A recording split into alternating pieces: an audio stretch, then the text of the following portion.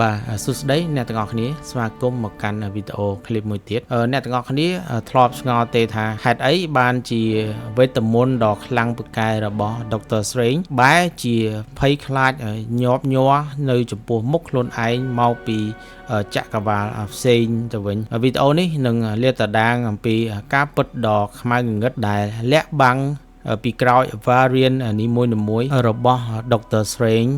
និងមូលហេតុដែលពួកគេគឺជាការគំរាមកំហែងដ៏ធំបំផុតនៅក្នុងចក្រវាលទាំងមូលនៅក្នុងរឿង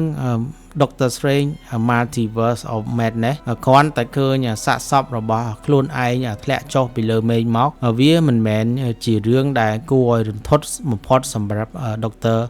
Stephen Strange យើងនោះទេអ្វីដែលរន្ធត់ជាងនេះទៅទៀតនោះគឺការដែលដឹងថាមនុស្សដែលពូកែបំផុតឆ្លាតបំផុតហើយមានសមត្ថភាពអាចការពារពិភពលោកបានបែរคล้ายទៅជាគ្រោះថ្នាក់បំផុតសម្រាប់ពហុចក្រវាលនោះទៅវិញអ្នកទាំងអស់គ្នាធ្លាប់សង្កេតអត់ថានៅក្នុងរឿង Multiverse of Madness គ្រប់ពេលដែល Strange ទៅជួប variant របស់ខ្លួនឯងនីមួយៗមកពី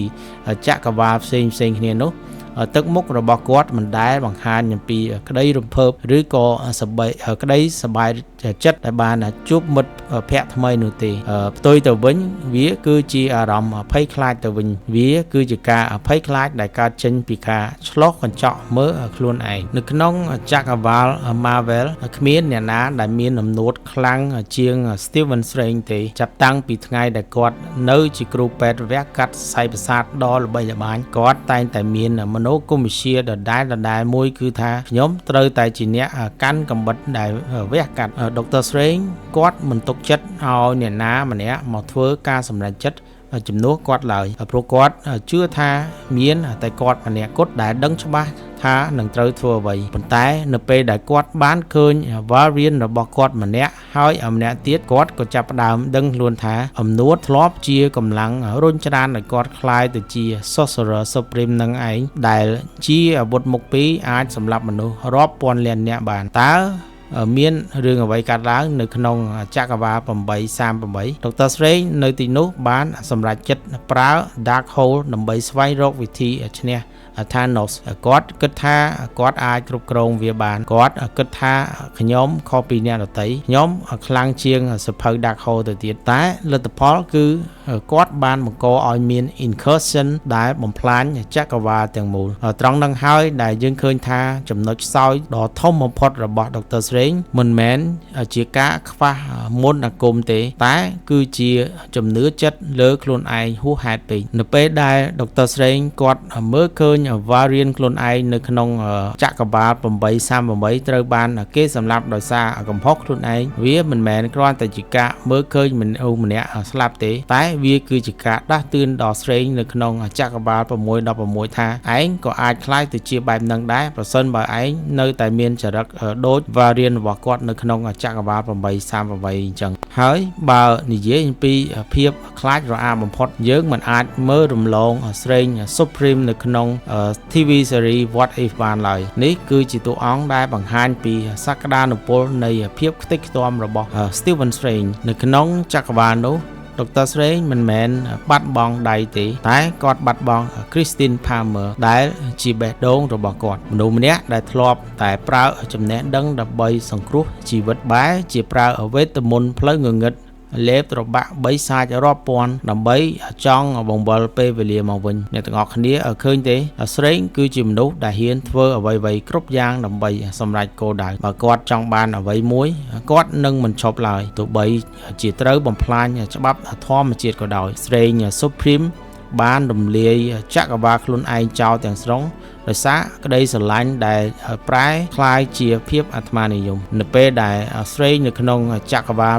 616បានដឹងឬក៏ឃើញពីអានុភាពនៃការបំផ្លិចបំផ្លាញរបស់ខ្លួនឯងបែបនេះវាក៏បង្កើតជាសំណួរមួយយ៉ាងធំនៅក្នុងចិត្តគាត់ថាតើខ្ញុំជាមនុស្សល្អមែនទេឬក៏មួយក៏ខ្ញុំគ្រាន់តែជាមនុស្សម្នាក់ដែលកំពុងរងចាំថ្ងៃត្រឹមត្រូវដើម្បីคล้ายទៅជាបិសាចនេះជាមូលហេតុដែលគាត់តែងតែមានការប្រុងប្រយ័ត្នខ្ពស់បំផុតនៅក្នុងរឿង Infinity War នៅពេលដែលគាត់មើលឃើញអនាគត14លាន 605 ដងយើងឃើញហើយថាមានតែផ្លូវមួយគត់ដែលគាត់យកឈ្នះគាត់ត្រូវបង្ខំចិត្តលះបង់ Tony Stark អ្នកទាំងអស់គ្នាគិតមើលទៅបើជាអ្នកផ្សេងតើហ៊ានធ្វើការសម្រេចចិត្តសាហាវបែបនេះឬទេមានដែល Doctor Strange ទេដែលហ៊ានលេងអុកមួយនេះដោយប្រើជីវិតមិត្តភ័ក្តិជាកូនអុកព្រោះគាត់ជឿថាមានតែគាត់ម្នាក់ទេដែលអាចមើលឃើញរូបភាពនេះជា bigger picture បានតែត្រង់នឹងហើយដែលគួរឲ្យខ្លាចបំផុតភាពជឿជាក់ថាខ្លួនឯងត្រូវជានិច្ចគឺជាទំហៀនដំបូងនៃមេដឹកនាំផ្ដាច់ការឬក៏ជាអ្នកបំផ្លាញចក្រវាឡនៅក្នុងរឿង Doctor Strange Multiverse of Madness យើងឃើញហើយថា Sinister Strange ដែលរស់នៅម្នាក់ឯងក្នុងពិភពលោកដែលបាក់បែកគាត់មានផ្នែកទី3គាត់មាន Dark Hole ហើយគាត់បានសម្លាប់ Variant របស់ខ្លួនឯងជាច្រើនទៀតផងនៅពេលដែល Doctor Strange 616ប្រឈមមុខនឹង Sinister Strange វាមិនមែនជាការប្រយុទ្ធជាមួយសត្រូវខាងក្រៅទេតែវាជាការប្រយុទ្ធជាមួយអនាគតដ៏ខ្មៅងងឹតរបស់ខ្លួនឯង Sinister Strange គឺជាតំណាងឲ្យភាពឯកោនិងការអស់សង្ឃឹមគាត់បានប្រាប់ឲ្យយើងថាទោះបីជាអ្នកទាំងអស់គ្នាមានអំណាចខ្លាំងប៉ុណ្ណាក៏ដោយបើអ្នកទាំងអស់គ្នាមិនអាចគ្រប់គ្រងចិត្តបានខ្លួនឯងបានទេអ្នកទាំងអស់គ្នានឹងត្រូវបញ្ចប់វាដោយភាពទទេស្អាតចំណុចដែលអ្នកទាំងអស់គ្នាគួរឲ្យចាប់អារម្មណ៍បំផុតនោះទៀតគឺជាការសន្ទនាគ្នារវាង Strange និង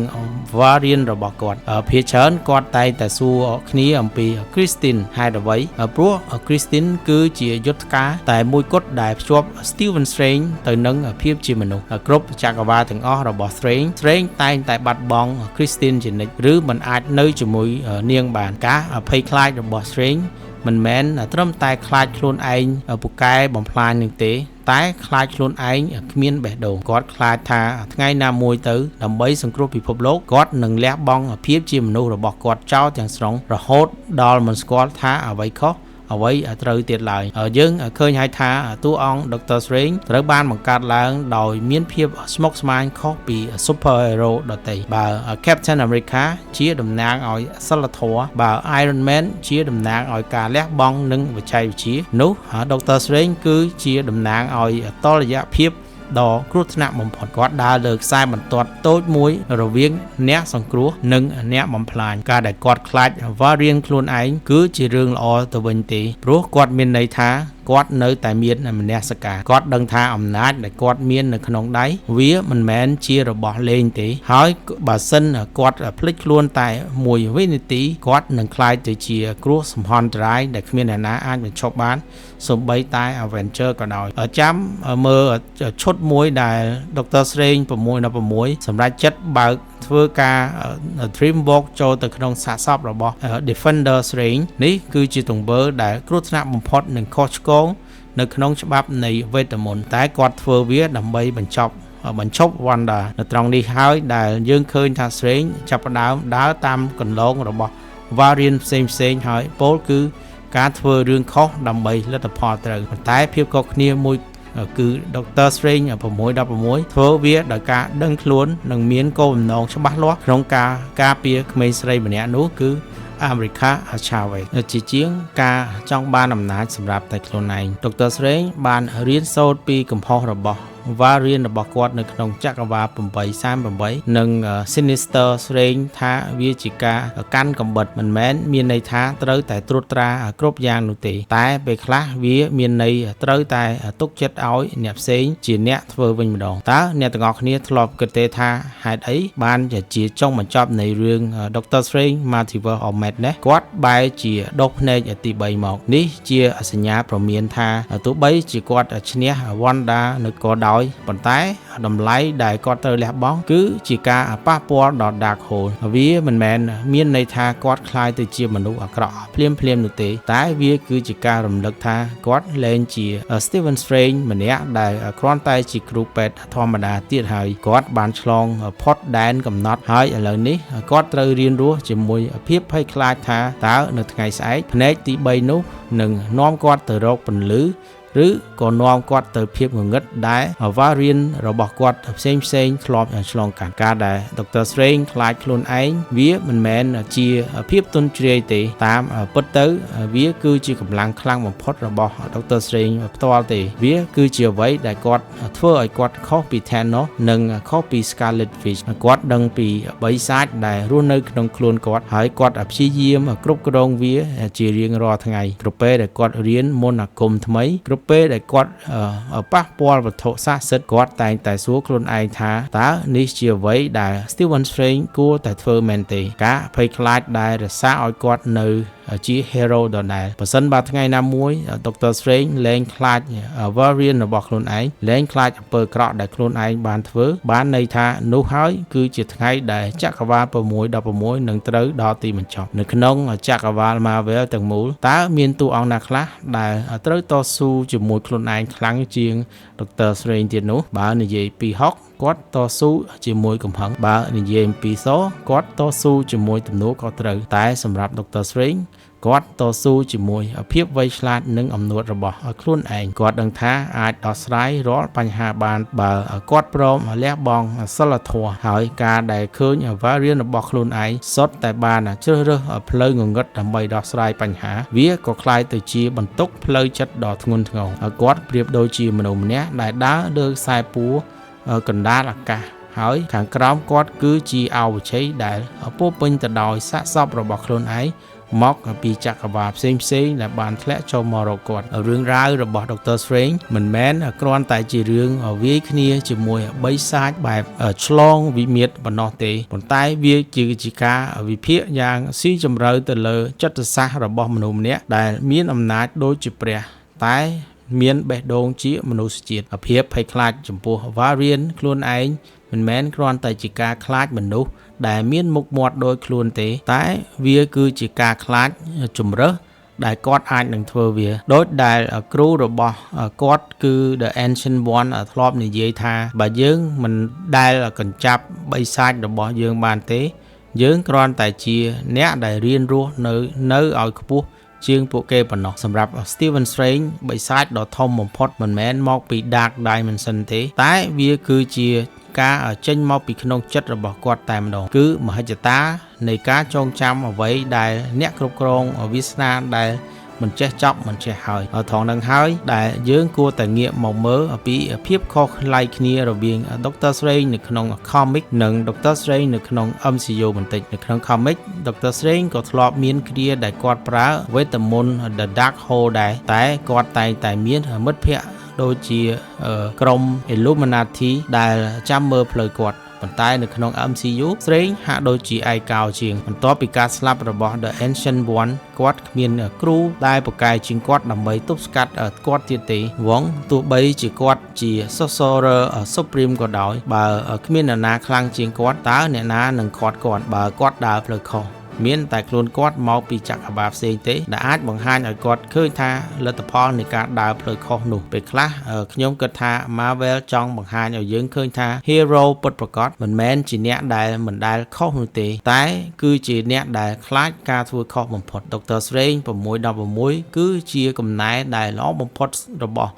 Dr. Strange មិនមែនដោយសារគាត់មានវេទមន្តខ្លាំងជាងគេទេតែដោយសារគាត់ជាមនុស្សម្នាក់ដែលមើលឃើញពីមេរៀនពីភាពបរាជ័យរបស់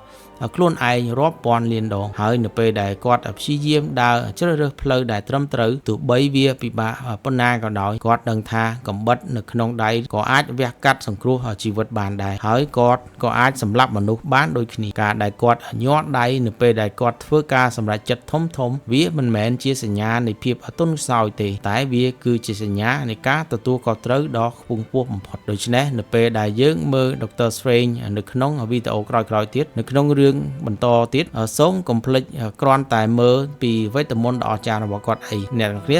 សង្កេតមើលពីភ្នែករបស់គាត់កេតមើលការសម្រេចចិត្តរបស់គាត់អ្នកទាំងអស់គ្នានឹងឃើញបរិសម្នាក់ដែលកំពុងរត់គេចពីស្រមោលដ៏ខ្មៅងងឹតរបស់ខ្លួនឯងជានិច្ចហើយគាត់ដឹងថា variant របស់គាត់កំពុងសម្លឹងមើលគាត់ពីកន្លែងណាមួយនៅក្នុងពហុចក្រវាឡហើយពួកគេប្រហែលជាកំពុងសើចចំអកឲ្យគាត់ថា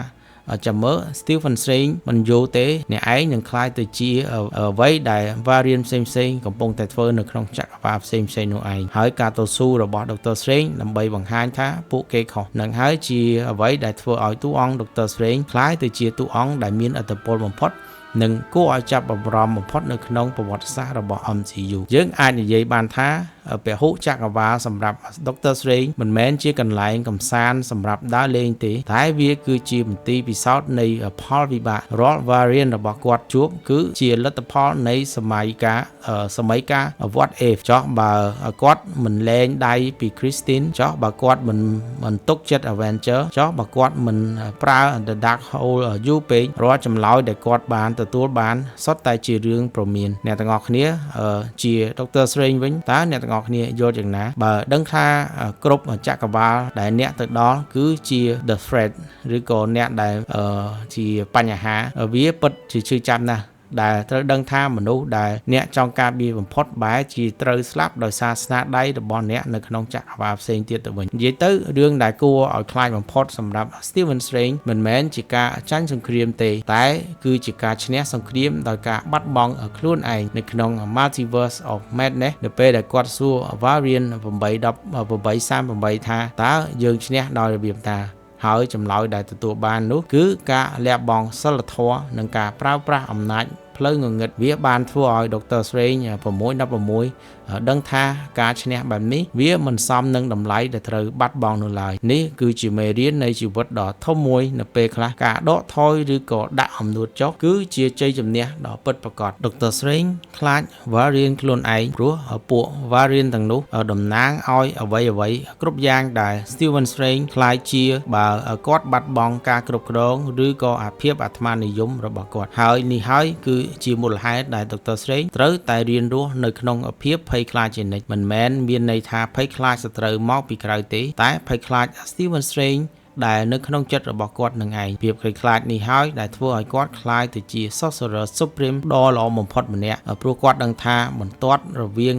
អាទិទេពនិងបិសាចគឺវាស្ដៅបំផុតសម្រាប់មនុស្សដូចរូបគាត់នៅពេលដែលយើងឃើញថាគាត់ដុសភ្នែកទី3នៅចុងបញ្ចប់នៃរឿងវាហាក់ដូចបង្ហាញថា Marvelចង់ប្រាប់យើងថាការតស៊ូពិតប្រាកដទើបតែចាប់ផ្ដើមប៉ុណ្ណោះតើគាត់អាចយកឈ្នះភាពងងឹតដែលកំពុងស៊ីរូងក្នុងចិត្តរបស់គាត់បានទេឬក៏គាត់នឹងក្លាយទៅជា Variant ដ៏គួរឲ្យខ្លាចបំផុតម្នាក់ទៀតដែល Strange មកពីចក្រវាឡផ្សេងទៀតត្រូវភ័យខ្លាចនៅថ្ងៃអនាគតសរុបមកវិញការដែល Steve ខ្លាច Variant ខ្លួនឯងគឺជាចំណុចស្នូលដែលធ្វើឲ្យរឿងរ៉ាវនៅក្នុង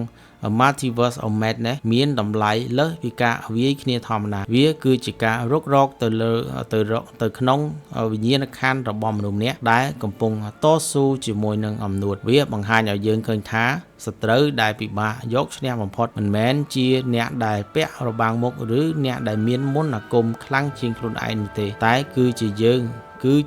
ការពីម្សិលមិញឬក៏យើងដែលអាចនឹងកាត់ឡើងតែប្រសិនបើមិនមានការប្រុងប្រយ័ត្ន Strange 616នៅតែជា hero បានរហូតដល់ពេលនេះដោយសារតែគាត់ភ័យខ្លាចដ៏មានប្រយោជន៍មួយនេះអរគុណអ្នកទាំងអស់គ្នាដែលបានតាមដានវីដេអូនេះតាំងពីដើមដល់ចប់បើសិនអ្វីដែលខ្ញុំនិយាយនោះមានការខុសខាតខ្វះខាតកន្លែងណាអ្នកទាំងគ្នាអាចទៅជួយបំពេញបន្ថែមផង